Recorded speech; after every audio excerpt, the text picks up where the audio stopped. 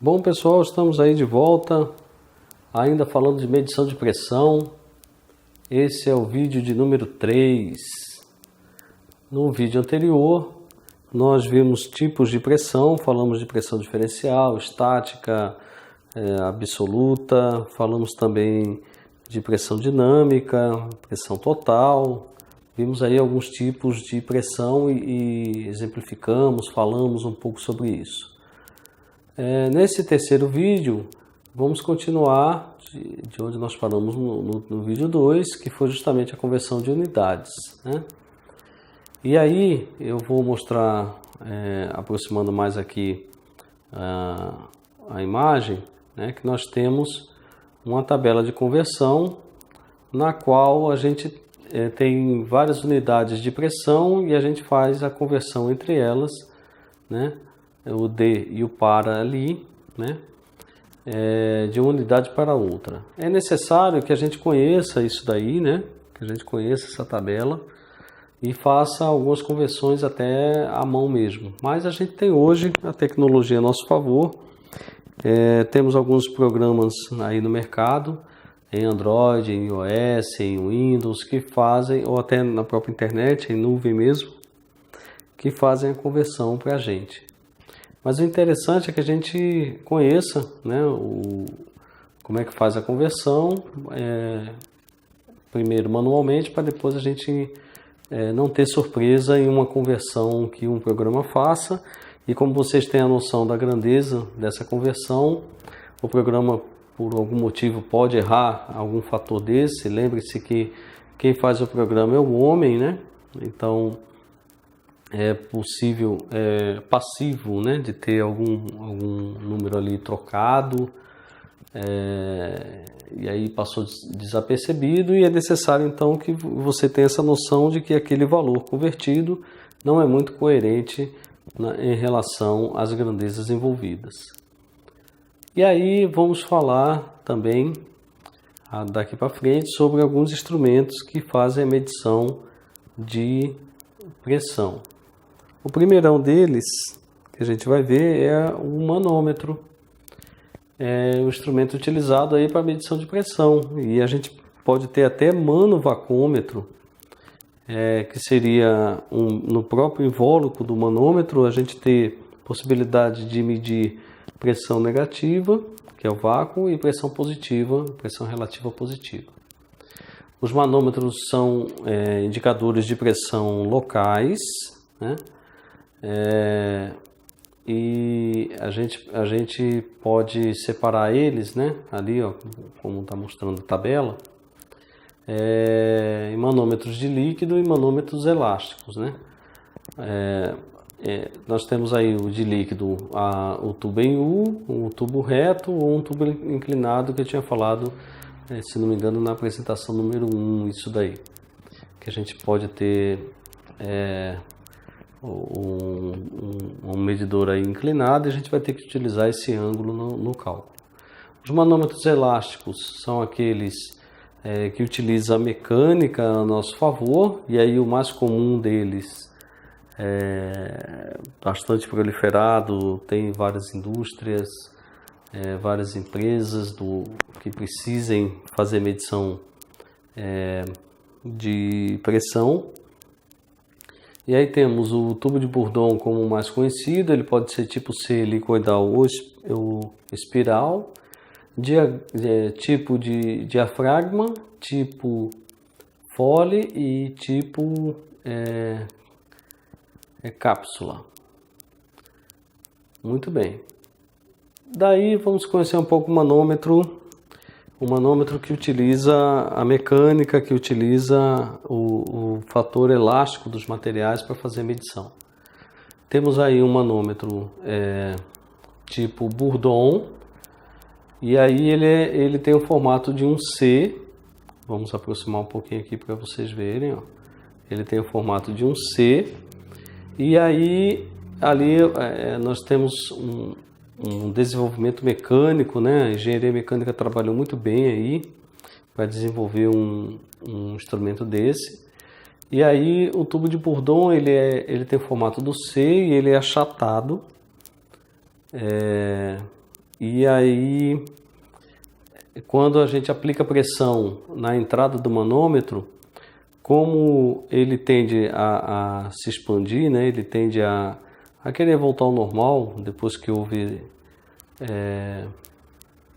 o achatamento desse C, né? Para ele se tornar, como eu digo, chato mesmo, né? Assim, o formato dele. E aí, quando a gente sopra, quando a gente aplica pressão na entrada do manômetro, ele vai fazer o movimento, então, ali naquela extremidade fechada, como é chamado ali, a extremidade fechada, ó, aqui, ó. Aí ele vai fazer esse movimento tentando sair da carcaça. Lógico que esse movimento não é um deslocamento muito grande.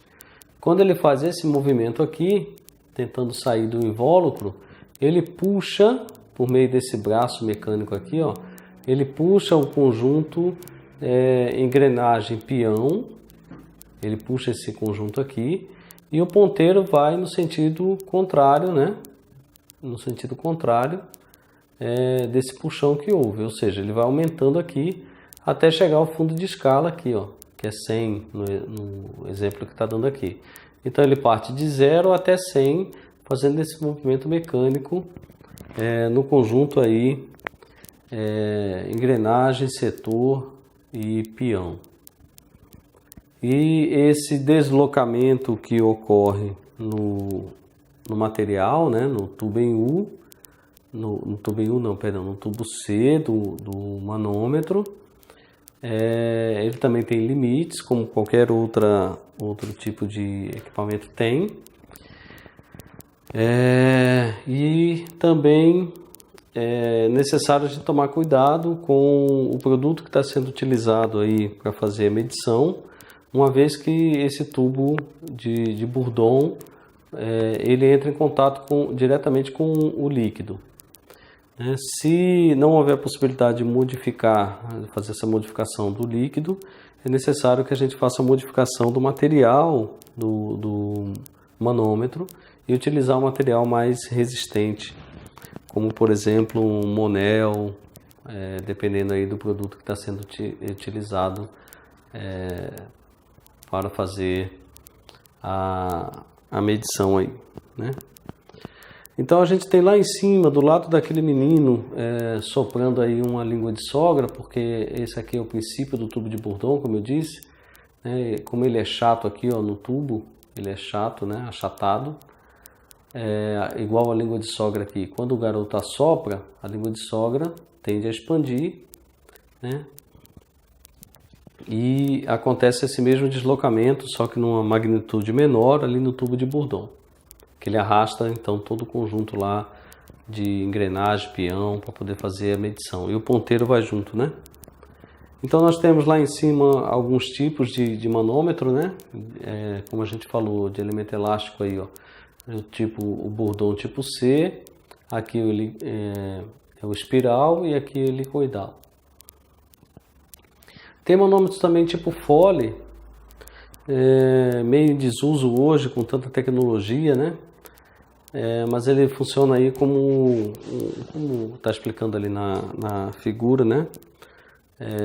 Ele tem aí um bombeamento manual. E aí a gente começa a ver o seguinte, uma padronização dos manômetros em função da sua construção física, né? Então nós temos aí manômetros standard, ou seja, padrão, caixa ABS série 110, né? E aí temos também o tipo de montagem, a gente tem manômetro com por meio de pedido, né? A gente tem o manômetro com a conexão traseira, o pedido que eu falo assim, quando você vai fazer o pedido para comprar, né? Você tem que especificar se você quer a saída reta ou a saída angular, né? A saída traseira do manômetro ou a saída lá no pé do manômetro, por assim dizer. Quando a instalação do manômetro é feita em um local, uma tomada de impulso, um processo no qual não se consegue eliminar o ruído, e faz todo sentido isso que eu vou dizer aí, né, a vibração, o ruído que acontece na linha, porque a gente está falando aqui de elemento mecânico, né? Ele é totalmente mecânico. Então, se o local que ele estiver fazendo a medição tiver uma vibração muito grande, essa vibração vai fazer com que todo aquele conjunto ali, ó, de engrenagem, eles comecem a entrar, a mostrar, né, um resultado que não é verdadeiro, um resultado falso, por causa desse tremor aí, né, dessa vibração que ocorre. E aí, se é inevitável, não tem jeito de eliminar a vibração, então a gente deve utilizar manômetros com glicerina. Aqui dentro a gente pode perceber, ó, que o nível vai até aqui, ó, da glicemia, da glicerina, e aqui embaixo também da glicerina, né? Então a glicerina está ali dentro desse invólucro justamente para absorver a vibração, né? Fica todo embebecido aqui, ó, o manômetro, né? Todo esse conjunto aqui fica dentro da glicerina, todo esse conjunto aqui, ó, fica dentro da glicerina. E aí diminui o impacto de vibração, né? E esses manômetros, eles têm algumas características técnicas que estão aí, não faz sentido a gente ficar lendo aqui. Na verdade, o que a gente tem que buscar são informações que a gente possa utilizar no dia a dia, mais atuais, né? Mas aí também tem uma espécie de um texto que a gente consegue fazer uma leitura bem agradável aí. Ok? No próximo vídeo a gente continua por aqui, né? A partir desse assunto aí, continuando a falar de manômetros, tipos de manômetro. Então não percam, a gente vai continuar aí com o vídeo de medição de pressão, não terminou ainda. Tudo de bom, um abraço para todos.